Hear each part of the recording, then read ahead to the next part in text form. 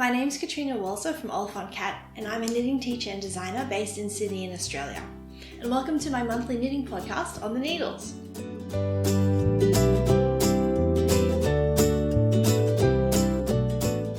So before we begin, in the spirit of reconciliation, I'd like to pay my respects to the traditional custodians of the land on which I stand, the Darug people. I pay my respects to their elders, past and present, and extend that respect to all Aboriginal and Torres Strait Islander people today. So it's the start of April, and this is episode 18, maybe 19? I've lost track. I think it's episode 18. I was trying to get back on my regular schedule and post on the first Thursday of the month, but it got a little hectic around here last week because my daughter was home from daycare all week, sick, so she's finally better, which is nice, and I've got some time to just sit down and record again. I'm really hoping that we'll get back on track next month. So if anyone's new here, welcome. Thank you for joining me on my little corner of the internet. We just sit here and talk about FOs and whips and just some random life stuff if I feel like it that month. Also, if I sound a bit weird, I got Invisalign recently, which is, if you don't know what Invisalign is, they're these little plastic things you put in your teeth to try and make them straight. So it's only meant to last for a couple of months. So hopefully I'll sound normal again in a couple of episodes. As always, you can find me online on Instagram and Ko-fi. Ooh, thank you for my coffee sponsor last month. I know you like staying anonymous, but if anyone else would like to shout me a coffee to keep the channel going, that would be really appreciated. And on Ravelry and Etsy is where you can find my patterns, and all those links are down below in the description box, as well as links to any yarn and designers or patterns that I talk about during the course of the episode. So I know it's been a couple of really long episodes in a row, so let's just try and keep this short this month and get started. So the first section of my podcast is always on the needles, which is where I talk about all of the whips and FOs that I've been doing for the month.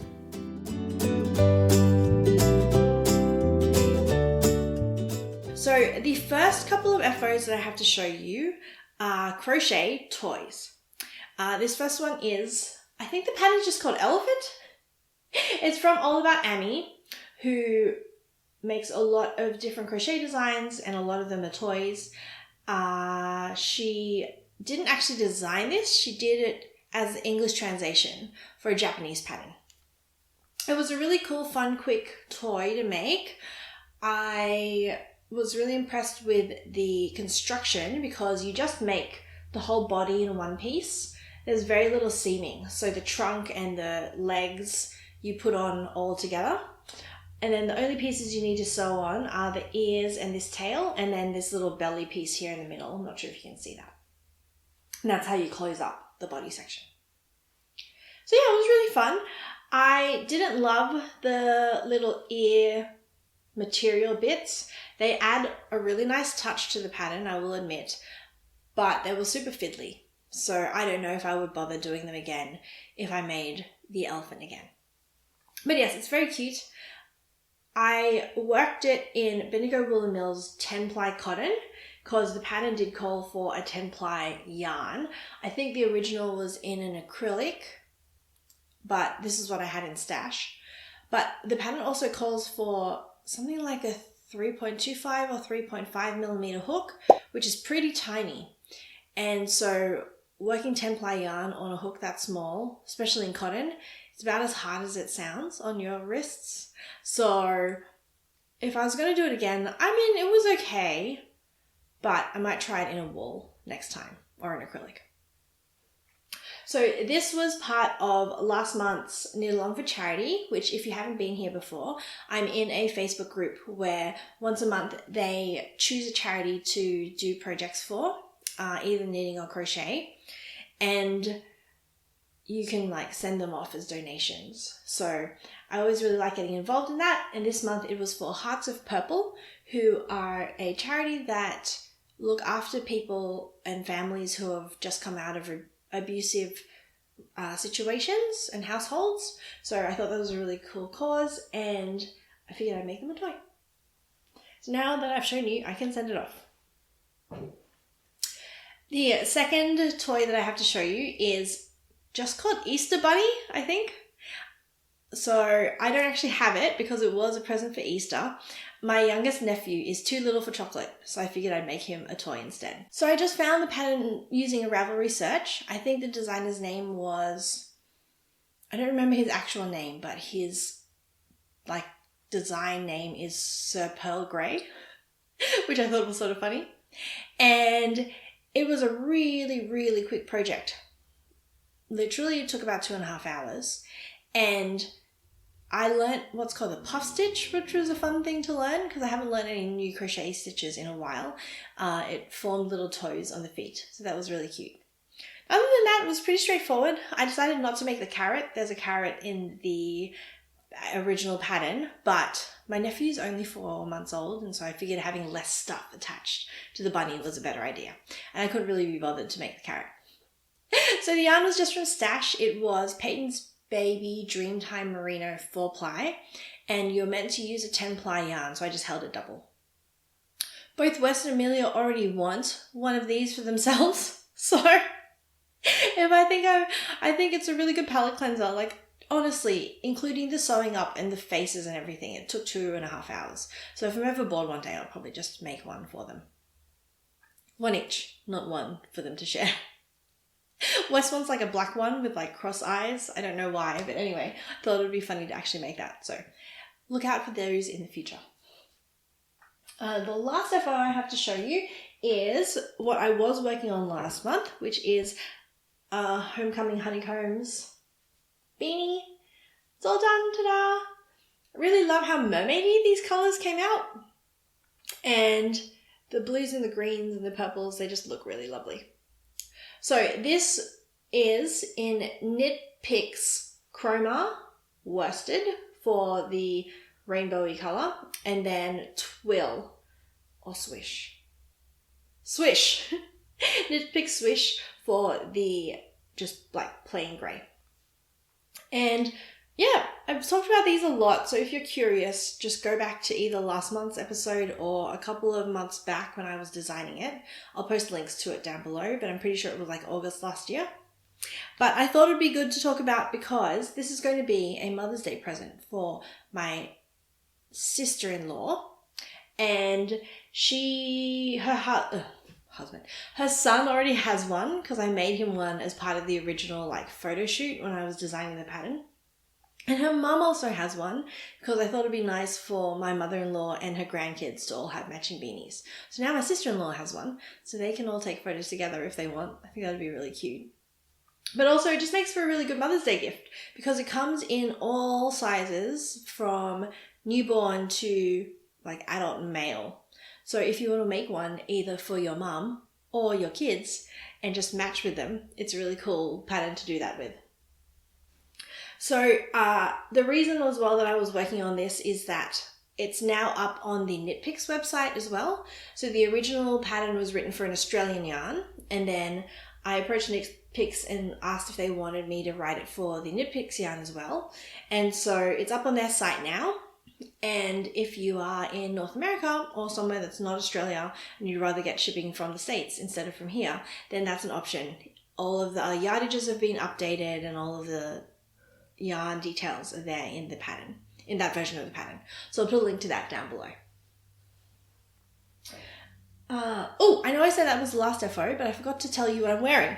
So I never actually got to talk about this much because it was sort of a secret design at the time because I had to wait a really long time for the company to publish it. But this is Quilted, which is a pattern I wrote for Knitty, who are a big online free magazine. I really love Knitty because that's where I got a lot of my patterns when I started knitting. And they're just like nice and high quality and free. So I was really chuffed to be in one of their issues. And this came out winter of 2021, I think. Maybe winter of 2022. No, winter of 2021. So it is based on the 10 stitch blanket, which is a really popular pattern. I'll post some pictures of what it looks like at the back because that's the main part here up on the screen. And you basically make a big 10 stitch blanket and then you sew up the seams and then add the sleeves. And it's starting to get a little chillier here in Sydney, so I figured I just wanted something cozy to wear for the day. So yeah, that's quilted. And it's a great stash buster. I cannot tell you what any of this yarn is because I can't remember anymore. It was just yarn I pulled from my stash. So it's a really good one to work through any scraps you have. All right, for whips. Oh, wait. Oh my goodness, I forgot to talk about my shawl. Okay, I have one more very important FO. It's not here, which is why I completely forgot about it. So, if anyone's been following along, I have been making a shawl called Sabo for the last couple of months. Took a lot of planning. I've been talking about it for a while because I was thinking about it for a long time, and then I finally started making it. And so it's by Needy Knits, who is a wonderful designer. I love all of her stuff. And so when I saw this shawl come out, I was like, oh yes, I need to make that. So it's this big fingering weight, 4-ply shawl with mohair panels in it. And I decided that I would enter it in the Easter show, which is our big sort of agricultural show here in Sydney. I think if you're in the States, they call them like a state fair, something like that. So they have a big knitting competition every year. Well, like knitting and all sorts of arts and crafts and stuff. So I figured I'd enter because I thought that would be fun. So I did finally finish it. Last month, I was up to the border and I had just realized how complicated the border was going to be. So I finally sat down and just did it. Essentially what I had to do was make a swatch of the little border chart and figure out how long one section of these like intarsia bubbles would take. So essentially what I did was I made the swatch and I did a couple of the bubble repeats. Then I undid the swatch and took a look at how long the piece of yarn was that I had used for those bubbles. And then you had to cut 96 pieces of yarn that were that length. And you attached all 96 pieces of yarn to the border in the first and second row, and then you knit with them all attached. Every time you hit a bubble, you picked up the corresponding piece of yarn and knit it, and then just kept going. And so that was an interesting process, about as interesting as it sounds. But we got there in the end, weaving all of those ends in, because, you know, you've got 96 pieces of yarn, so that's 192 ends to weave in. That itself took about 2 hours, I think. So definitely a process, not something I'd do again, but it's beautiful. It is gigantic. I hadn't realized how big this thing was going to be. I probably should have known, but it took 2 skeins of 4-ply yarn for the main body, and then probably about 50 to 60 grams of mohair. I'd have to look it up. And so I shouldn't be surprised at how big it is, but it is giant, like really big. And so I don't actually know how I'm going to wear it. But that's a problem for later me, because I don't actually have it here. Because I sent it off to the show and I came second in my category, which is really exciting. I just have never entered anything like this before, so I thought it would just be fun to enter. And now it's on display at the Easter show with a nice red ribbon on it. So we went and checked it out yesterday. I brought my daughter and my nieces and my parents, not just to see the shawl, but just to go to the show in general. But Mum was like, let's go see a shawl, which was really special to be able to show her because she taught me how to knit. So that was really nice. And yeah, it's really exciting. So I don't actually have any really good FO photos because in unsurprising fashion for me, I left it to the last minute. Literally, I was blocking this thing at 2 a.m. of the morning that it was due. So luckily I tried. This is what you get for knitting 4-ply yarn on really big needles. Dries really quickly. And we took a couple of quick snaps before I drove it off, but I'm excited to get it back and take some proper FO photos if I can figure out how to style it, because it is really just very big. Don't know if I'm ever actually going to wear this thing, but if I don't, I'm just going to hang it on my wall because it is beautiful. And there's lots of different yarns involved in this, so if you're curious, I go through all of them in the previous episode, and there's links to the Ravelry page down below, so you can check that out there if you're interested. Okay, that is actually the last defo. Sorry for all that. Now for the whips, I have two. The first one is my Porter cardigan that I'm turning into a jumper. So the pattern is by Hudson and West. I think it's by Megan Babin, who is one of the founders of the company. And it is for a cardigan, but my husband wants it as a jumper. So I am going to rejig it to be a jumper, but that is later me's problem because that's mods that you have to make to the front, and right now I'm only on the back panel. So I finished both the sleeves last month, which I showed you, and now I'm this far into the back. So it's beautiful, it's very slow going, but it's very, very pretty. Hopefully you can see most of that. I'll just do a quick pan in case you can't. So the yarn is Knit Picks, I should know this, Wool of the Andes, worsted. Non-superwash for the majority of the jumper, but I'm using superwash for the cuffs and the collar of the jumper just to keep it a little bit softer on the parts that actually hit his skin. So yeah, there's not a lot of updates on this one. It's just sort of going as I go. I am sort of loosely aiming to have it ready for our wedding anniversary. This was meant to be for his birthday, but that has come and gone. So very loose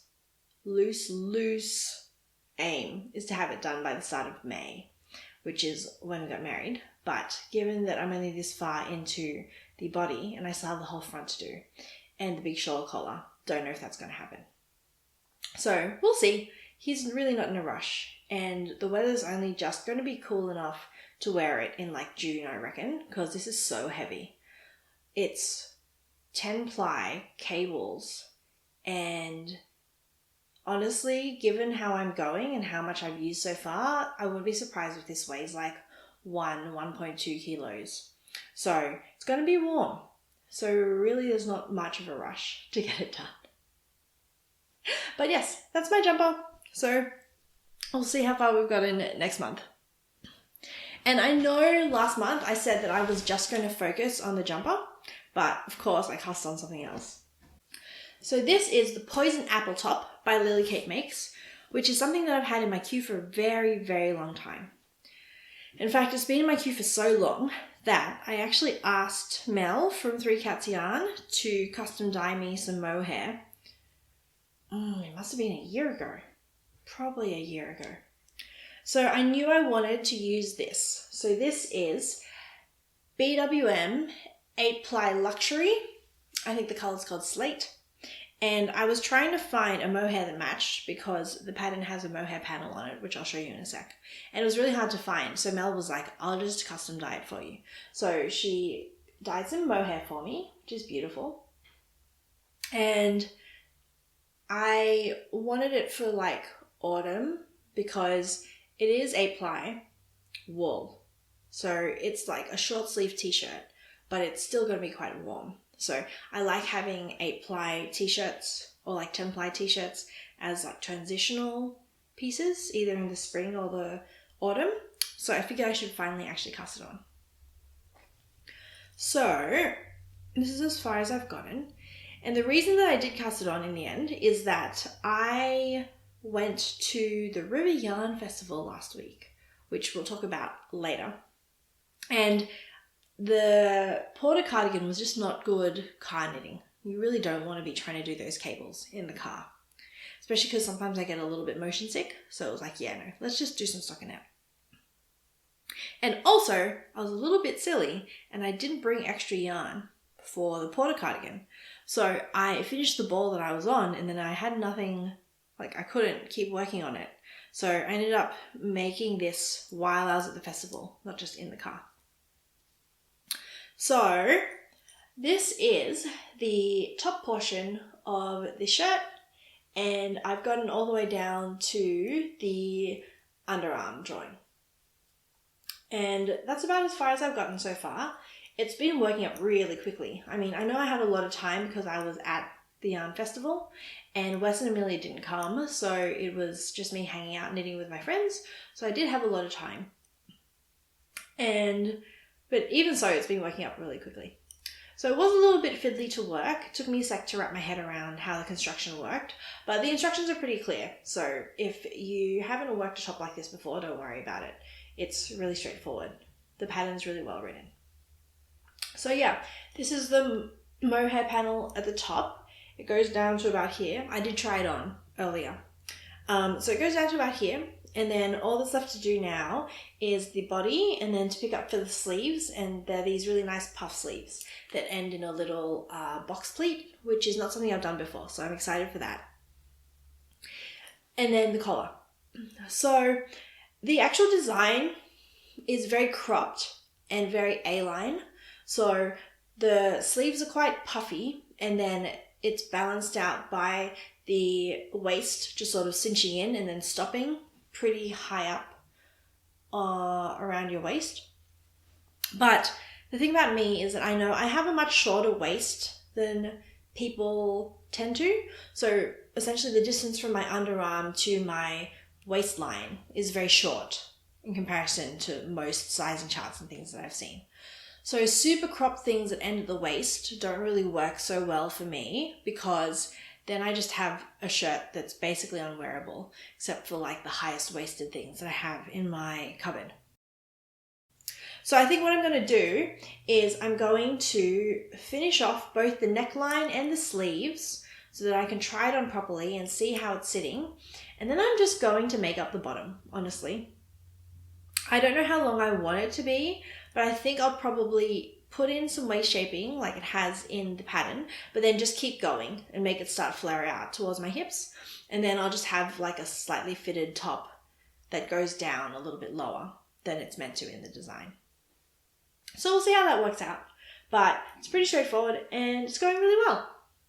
I do still think that I'm going to keep working mostly on the porter, and it takes a bit of brain power. So whenever I do have the brain power for it, it's probably a good idea to just keep working on the jumper.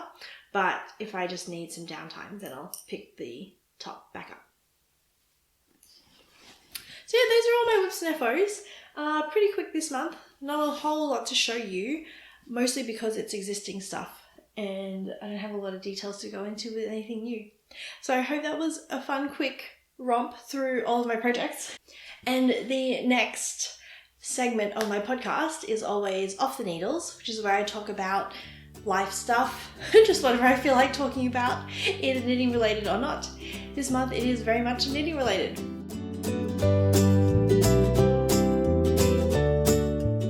So like I mentioned, last weekend I went to the River Yarn Festival, which is a new festival that was set up by a lovely woman named Jan, and it was in Krakow, which I still can't really pronounce it.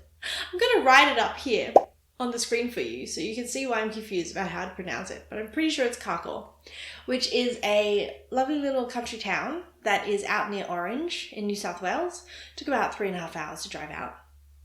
And yeah, it was just a lot of fun. So I actually spent most of my time teaching. I ran about 5 hours of workshops on the Saturday.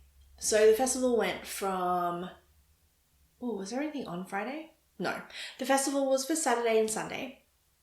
And we rocked up on Friday night. So I went with my friend Vera, who was also teaching on the Saturday, and she drove us up, which was really lovely. We stopped at a couple of places along the way. We went into a yarn store and also to like a fig farm because Vera really likes figs.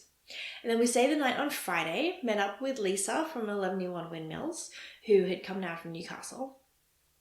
And then on the Saturday, Mel and Ira and Anae, who are my friends from Sydney. So Mel's from Three Cats Yarn, Ira's from Cookie Knits. She has a podcast and I'll link to it down below.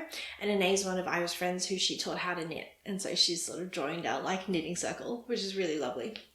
And I went and taught for most of the day, and then we hung out at dinner, and it was Ira's 30th birthday, so that was a lot of fun that she got to spend it at a knitting festival, that she chose to spend it with us, which was really nice.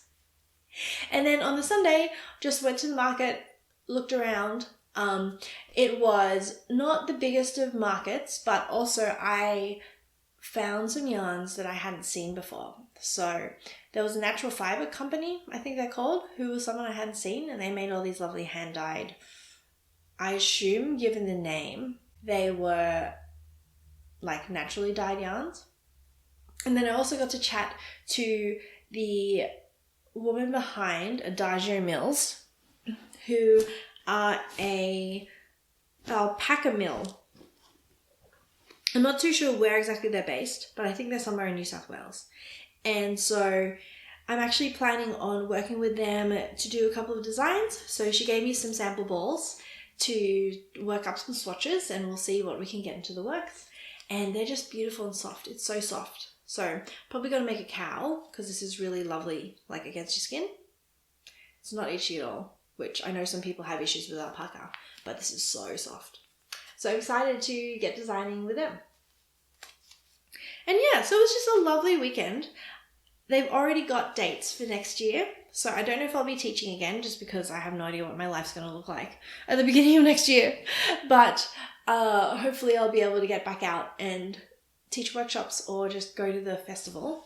And Jan is the most, oh my goodness, Jan's the loveliest person in the world. She runs her house as a guest house, and so she actually had Vera and I stay with her overnight, 2 nights actually, which was really handy just to have like a base and not have to worry about accommodation and stuff while we were teaching. And it was just lovely and well put together. And if you're looking for a fun weekend away and you're in New South Wales, then I really highly encourage you to come along next year because it was a lot of fun.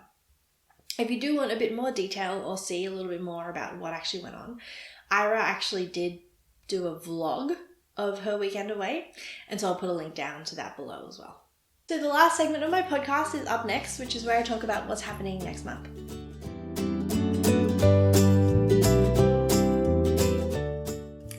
So, I don't actually know. It's the first time in a long time that I don't have anything on tap, I don't think. The last planned pattern that I had coming out was the Pearl Soho scarf that I did last month. And so I'm a bit of a free agent at the moment because I just spent the start of the year trying to figure out exactly what I wanted to be doing. And I've decided I do want to keep going with Oliphant cat. So I've opened up my tech editing again. So I have some tech editing spots open. If anyone is looking for a new tech editor, get in touch because I'd love to work with you. Other than that, I'm still designing, been applying to various different magazines and stuff, but those things always take a really long time to actually publish. So even if I do end up getting anything accepted, I won't have any news about the patterns being released for at least several months. So I may also look at my own back catalogue because there were some older patterns that I wanted to update and refresh and re-release into my new format. So given that I have a bit of downtime at the moment, I might do that as well. I'm also teaching more, so I'm trying to see if I can go teach at a yarn store, but also if anyone's interested in one-on-one classes, I've started doing a couple of Zoom classes with a lovely student who was looking to get better at reading patterns, and she's doing really well. She finished her first jumper, so that was great. But if anyone's looking for either regular or one-off teaching, just if there's like a technique that you want to learn or some help you need with a project, definitely get in touch because I'm more than happy to do things on Zoom or in person if you're in Sydney. But other than that, yeah, that's about all I've got for you this month. So hopefully it was a bit of a shorter episode than normal. And I will see you next month. If you are new here, thank you for sticking around. If you would like to subscribe, you can hit the big subscribe button down below, or there's this big button right here. And if you'd like to catch up on previous podcast episodes, then there's a whole playlist of them right here. And other than that, I've been Kat from Oliphant Cat, and I will see you next month. Happy knitting!